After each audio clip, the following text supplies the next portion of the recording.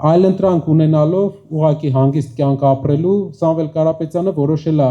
չանի հանգիստ կյանք չապրի, մտնի սրա տակ ու փորձի փոխել ու փոխելու է, որովհետև այլ ուրիշ ուժ, եթե դուք տեսնում եք Ժորժ ջան, ասեք, ով կարար Հայաստանը աներ աղքատությունից, ով այդ փորձը ունի, որ Հայաստանը կհանի աղքատությունից, բոլորին էլ լավ են, վատ են, ընդունում ենք, հարգում ենք, բայց որևէ մեկը չկա, որ տնտեսական անցյալ ունենա,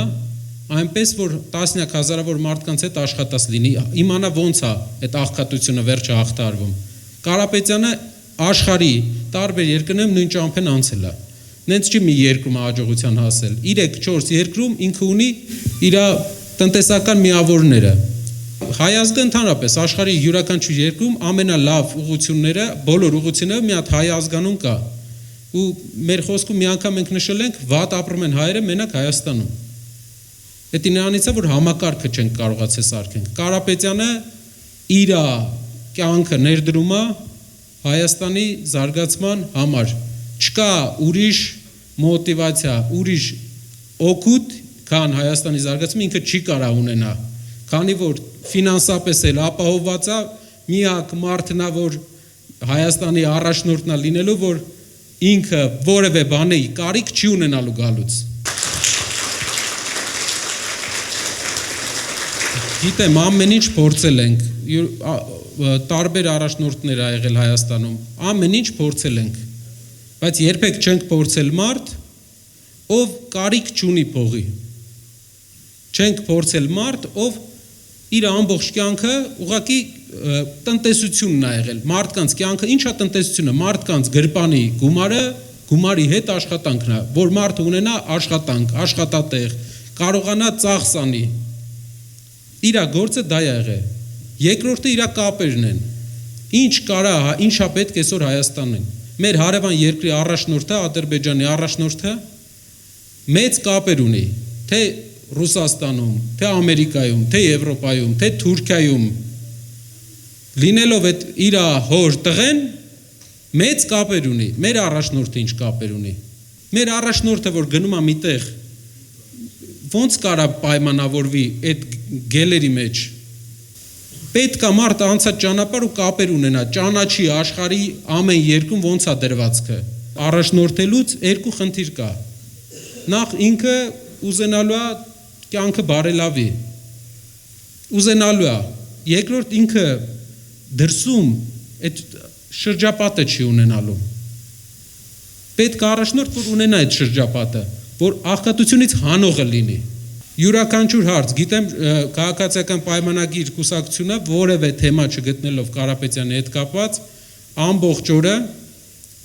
քարոզում է իր հետ կապված անձնական, որևէ բան չեն կարա իրանք ասեն, 60 տարեկան է, չեն կարա իր անցած ճանապարհից մի բան ասեն, որ մի բան լավ չի արել։ Եթե ասում են, ինչ է արել Ղարաբաղյան պատերազմի ժամանակ 44 օրյա։ ՔՊ-ից կա մարդ, ում Ադրբեջանը Ղարաբաղյան պատերազմից հետո ռոզիսկ կա տվել։ Իսկ ինչի՞ց է, որ մեզ են ռոզիսկ տալիս, բայց իրանք մեզ են հարցնում մենք ինչ ենք արել, իրանք չգիտեն մենք ինչ ենք արել։ Մեզ պետք է առաջնորդ, որ կարողանա պայմանավորվի։ Տենց են ապահովում երկրի զարգացումը, կարողանա ներդրում բերի, գործարաններ, հենց ասում են գործարաններ, սկսում են բան ասել, ասում են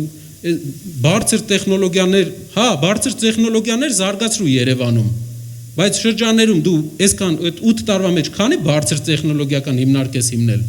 այս մարդիկ որտեղ պետք է աշխատեն, 100 հազարավոր հայաստանցիներ, ասում են երկիրը զարգանում է, եթե դու ասում ես այս երկիրը զարգացնելու ես, ուրեմն գյուղերն էլ ես չէ զարգացնելու, բայց դպրոցները խես փակում։ Եթե դու հույսդ չես կտրել քո գյուղերից, ինչու ես դպրոցներդ գյուղերի փակում։ Ուրեմն իրանք չեն հավատում, որ գյուղերը զարգացնելու են։ Իրանք են հասկանում, որ չեն կարողանալու։ Գնացել էինք Վայք։ Վայքում բժշկական կենտրոնն էին փակում արդեն։ Սկզբից դպրոցներն են միավորում, հետո բժշկական կենտրոնները տնտեսությունը իրանք այսքան տարի 8 տարի կառավարել են։ Համարյա ինչքան նախկին ամեն ղեկավարն է կառավարել, նույնչափ ինքն է կառավարել։ Սիսիանում աշխատատեղերի վիճակը ոնց եք կարծում։ 8 տարվա մեջ, պատկերացնեք, եթե մենք նայենք այս տեմպով, մեզ պետք է մոտարապես մի 2 կյանք, որ հասնենք բարեկեցության։ Գյուղերի դպրոցները, տեսեք, իրանք իբր փակում են, որ էկոնոմիա անեն, բայց պետական ծախսերը, աշխատավարձերը իրանց աճում է։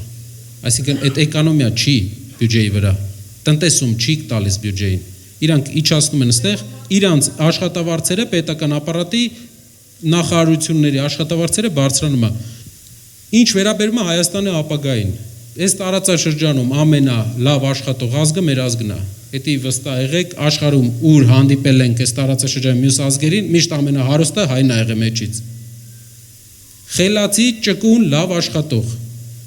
Մենք Ադրբեջան չենք, որ մենակ նավթի հույսին ենք։ Ադրբեջանը ամեն տարի նավթի արդյունանումը իջնում է։ Ծնելիությունը իջնում է։ Չի կարելի Սփյուռքին սենց հերվասնել չի կարելի, մեր ռեսուրսն է, մեր ներդրումային պոտենցիալն է, միջազգային ներդրողներին։ Հայաստանը հարուստ է լինելու, տարածաշրջանի ամենահարուստ երկրներից է լինելու։ Ես վստահ եմ, մենք վստահ ենք։ Այս ազգը իր սփյուռքով,